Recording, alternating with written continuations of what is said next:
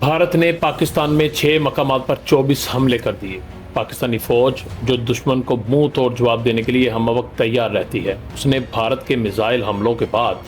فوری جوابی کارروائی کرتے ہوئے بھارتی فضائیہ کے 5 جنگی طیارے اور 7 ڈرون مار گرائے ہیں۔ بھارتی فضائیہ جس کو اپنے رافیل طیاروں پر بڑا ناز ہے، پاک فوج نے اس کے 3 رافیل طیاروں کو زمین پوش کر دیا ہے۔ پاک فضائیہ کے حملے میں ایک MiG-29 اور Su-30 طیارہ بھی تباہ ہوا ہے۔ بھارت نے حملے کو آپریشن سندور کا نام دیا ہے، جس کے تحت صوبہ پنجاب میں احمد پور شرقیہ، مرید کے، سیالکوٹ اور شکرگڑھ، جبکہ پاکستان کے زیر انتظام آزاد کشمیر میں کوٹلی اور مظفر آباد کو نشانہ بنایا گیا ہے۔ بھارتی حکام نے دعویٰ کیا ہے کہ دہشت گردوں کے ٹھکانوں پر حملے کیے گئے ہیں اور یہ کارروائی پہلگام میں 26 سیاحوں کی ہلاکت کے ذمہ داروں کے خلاف تھی۔ بھارتی فوج کے حکام نے بدھ کو پریس کانفرنس میں بتایا کہ منگل اور بدھ کی درمیانی شب 1:05 سے 1:30 بجے تک جاری رہنے والی کارروائی میں پاکستان اور اس کے زیر انتظام کشمیر میں جن 9 مقامات پر دہشت گردوں کے انفراسٹرکچر کو نشانہ بنایا گیا، ان میں سے 5 پاکستان کے زیر انتظام کشمیر جبکہ 4 پاکستان کے صوبہ پنجاب میں واقع ہیں۔